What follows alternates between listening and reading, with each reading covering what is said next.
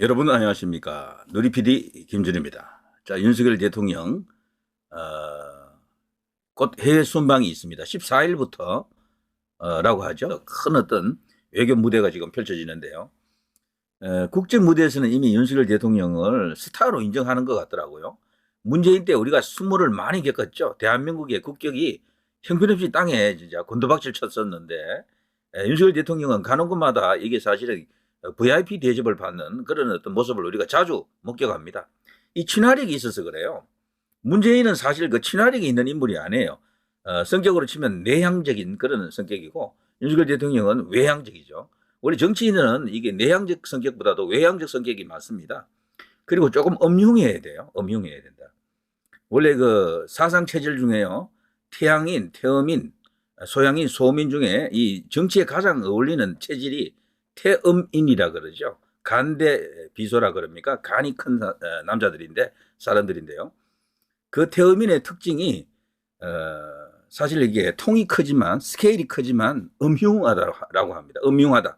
근데 음흉하다라고 하는 것은 이게 사실은 정치력이 있다라는 의미도 됩니다.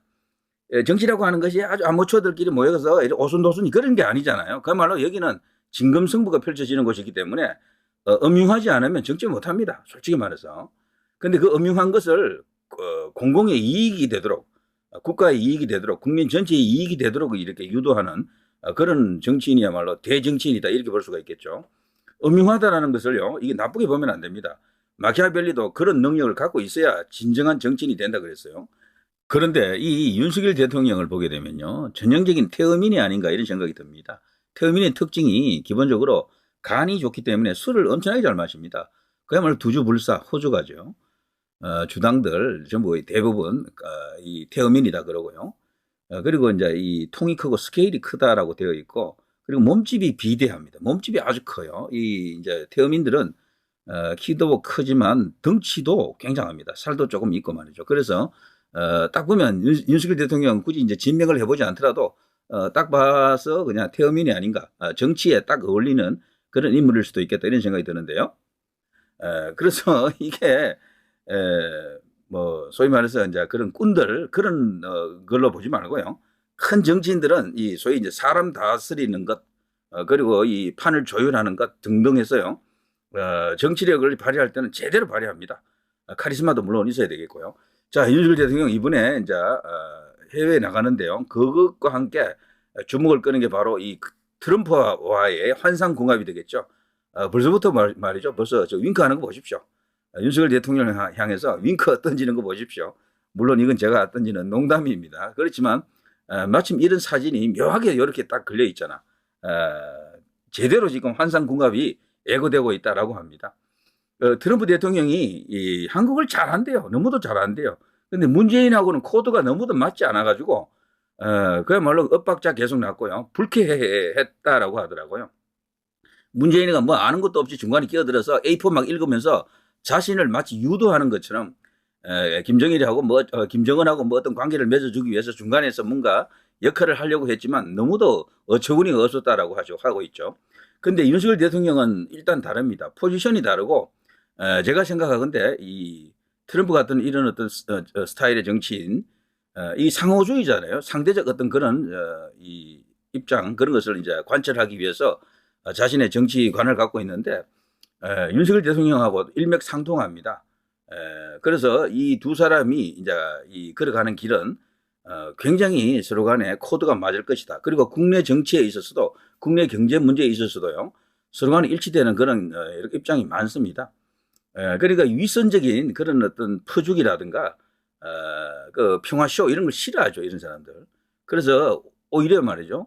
실질적인 서로 간에 이제 이 정상 간의 만남이 이루어지면서 군사 안보를 포함해서 경제까지 외교까지 정말로 진일보하는 그런 상황이 될 수도 있다. 이런 어떤 기대를 가질 수가 있습니다. 자, 이런 게 있고요. 자, 여기에 더해 속보 대통령실 우크라 특사 방한 윤 대통령 순방 이후로 조율 중. 자, 자연스럽게요. 우크라이나 문제는 해결이 됐습니다. 이게 트럼프 대통령이 우크라이나 러시아 전쟁을 조기에 지금 종식시키려고 하는데 우리가 거기 뭐 굳이 뭐 파병을 한다거나 아니면 살상 무기를 지원한다거나 이런 것은 이제 후순위가 되겠죠. 자연스럽게 해결이 됐다라고 저는 그렇게 봅니다. 잘 됐습니다. 이것부터가 지금 서광이 비치고 있다. 서막이 아주 잘 열리고 있습니다. 자, 그리고 윤 대통령 아펙, 그리고 G20 이제 회의에 참석합니다. 트럼프와 이제 회동할 것으로 이제 이렇게 보이는데요. 현재 긴밀한 서로 간의 불밑 대화가 이루어지고 있다라고 합니다. 트럼프 대통령은 벌써부터 뭔가를 던져놓고 있죠. 미국이 한때 세계 최강의 조선 대국이었지만 이게 일본으로 넘어왔다가 우리나라로 와 있죠, 지금. 그리고 지금 중국이 우리와 지금 경쟁하는 그런 관계인데요. 그런데 미국 입장에서 중국하고는 그걸 손을 잡을 수가 없어요. 일본하고 우리나라가 이제 대상이 되는데 미국의 그 선박 건조 필요한 내용이 엄청나게 많습니다. 수요가. 그야말로 초대박을 우리가 칠 수가 있습니다. 그걸 벌써 두 사람 사이에 전화 통화를 통해서 제안을 했잖아요. 한국이 많은 도움을 줘야 된다. 우리가 필요로 한다. 한국과 손을 잡고 뭘 해보겠다라는 그런 청사진을 지금 밝히고 있죠. 그래서 지금요, 트럼프 문재인 때와는 달리 트럼프 윤석열 이 라인은 그야말로 환상조합, 환상궁합이 될 것이다. 이제 이렇게 보는 거죠. 자, 5박 8일이네요. 14일에서 21일 5박 8일간 일정으로 그야말로 이 비행기 안에서 그야말로 이제 밤을 샙니다. 자, 페루, 브라질을 방문하고요. 한중, 한미일 정상회담 논의 중에 있습니다. 자, 석보 대통령실 윤 대통령 트럼프 회동 여부에 긴밀히 접촉 중에 있다. 이거 굉장히 중요한 뉴스들 아닙니까?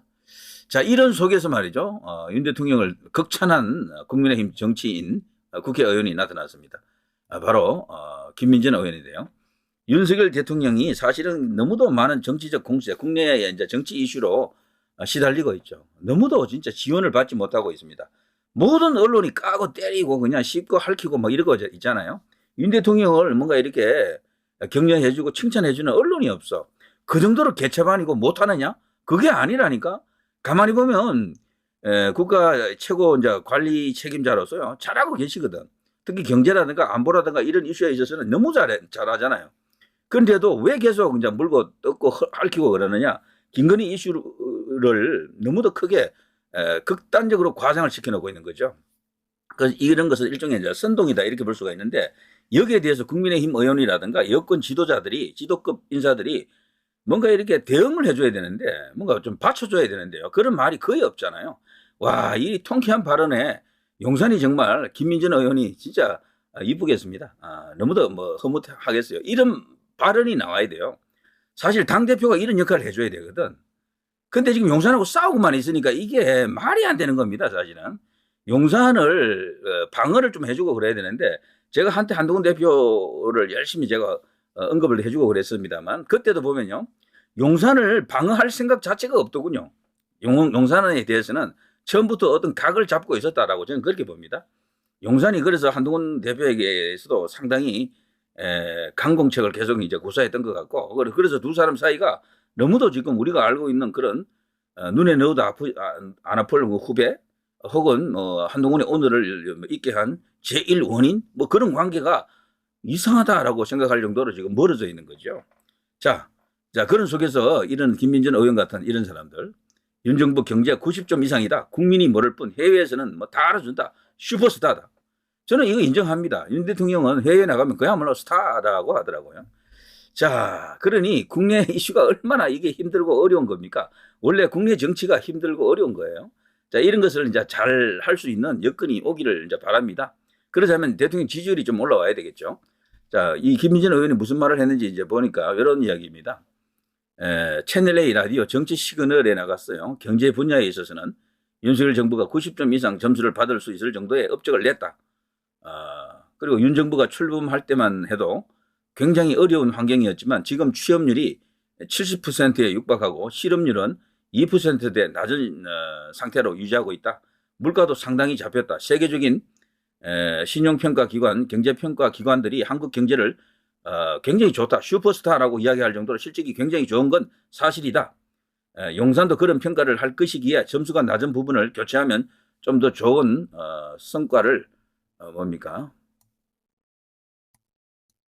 좀 더 좋은 성과를 낼 수 있지 않을까라며 홍보 분야 관련 인사 교체할 것을 주문하게 되었다. 자, 용산이 홍보를 특별히 못했다라기보다도요. 우리 언론이 너무도 적대적입니다. 우리 언론이 너무도 적대적이고 정치권에서도 이 보수 정권 그리고 보수 권력을 향해서는 옛날부터 그랬어요.